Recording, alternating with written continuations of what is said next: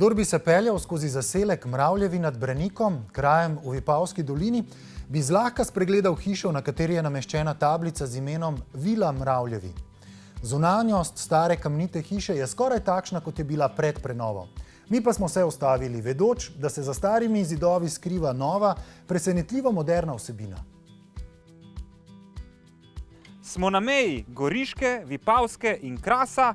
Investitor, ki je Štajerec z odtenkom Prekmurca, zna upoštevati dediščino in dodajati sodobne elemente in nastane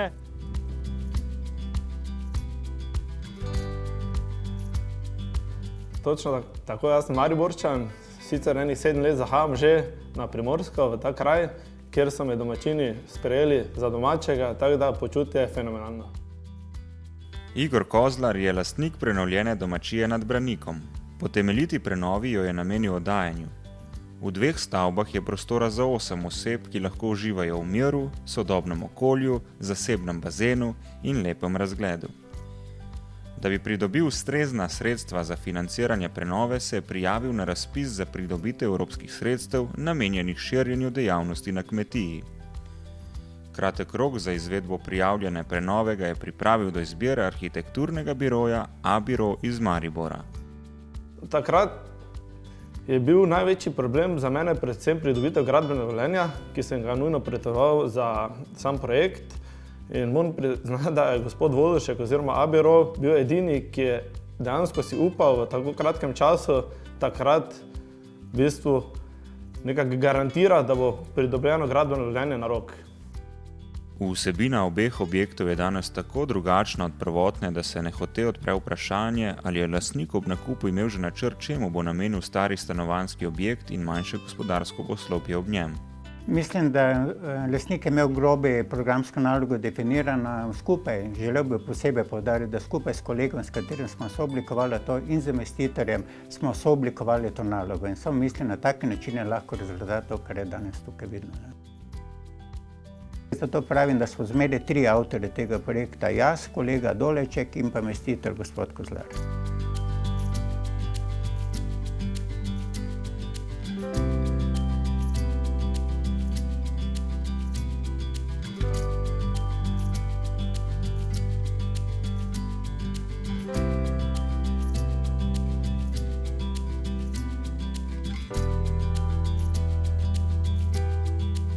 Hiša, v kateri smo sedaj, smo želeli ohraniti v prvotnem gabaritu in obliki, z vsebino, ki smo artikulirali na novo dejavnost.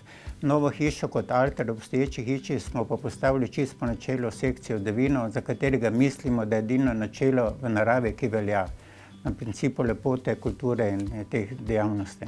Zaradi tega smo tam naredili to novo hišo kot opno, ki zakriva notranjo formo, ki je transparentna od ceste napram drugemu hribu oziroma dolini Kraso.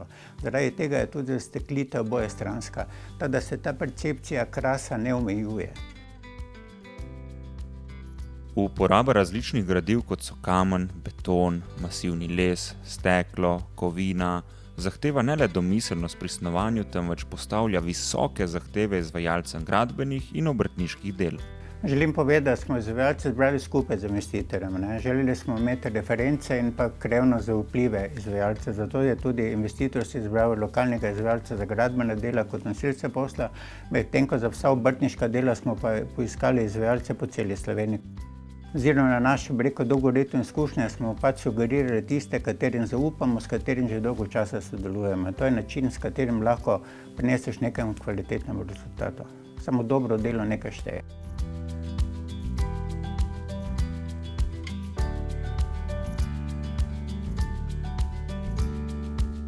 Gre torej za 2 objekta. Manjši objekt je namenjen 2 gostoma, večji pa jih lahko sprejme 6.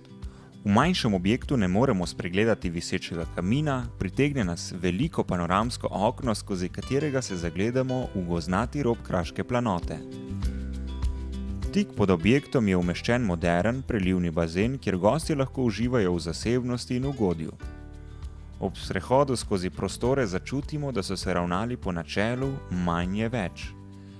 Tla so iz pohodnega gradiva, da gostu ni potrebno skrbeti, v kaj je obut. Stene so deloma grobe, betonske, deloma pa jih prekriva vabljiva plast gline, prijazne, tople barve. Kot malo Prekmurca, dejansko poznam materiale, ki se uporabljajo na tistem koncu, ki so sicer neznačilni za ta konec. Vem pa, glina kot naravni material gre dobro v kombinaciji z kamnom, ker glina ima tudi svoje prednosti pri sami mikroklimi. Moram reči, da se dobro počutimo, oziroma predvsem gostje občutijo ta občutek naravnega materiala. Ni preprosto doseči, da z modernimi gradivi ustvarimo udobje, atmosfero, v kateri se ljudje lahko sprostijo, počivajo in ki jim tudi zbudi radovednost.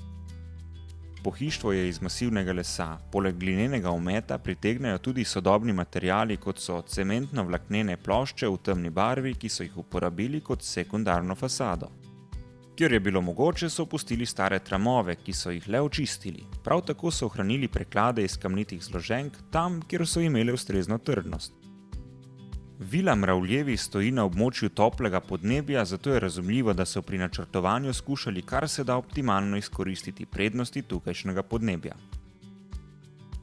Energijsko ni potratna, ker smo uporabili kompletno vse te naravne danosti in vire, tako dovolj osončene celice in pa elektrovoltaiko ima na strehi. Tada hiša je v bistvu, bi rekel, samozadostna. Problem imamo oziroma na takšni lokaciji, kot je imamo za hlajenjem, ne za ogrevanjem. Ampak to je ravno tisto, kar nastane zmeraj kontrapunkt med eno in drugo danostjo nastane. Hočeš imeti odprto, pa istočasno hočeš, da se ne zapiraš, na drugi strani bi se pa mogel neko ustrezno zapreti. Obiskovalec nehote začne razmišljati, če ne bi del svojih prostih dni preživel v takem udobju, sredi miru in izkoristi možnost, da le nekaj minut v stran lahko doživi prostranost Krasa ter gostoljubnost Vipavcev.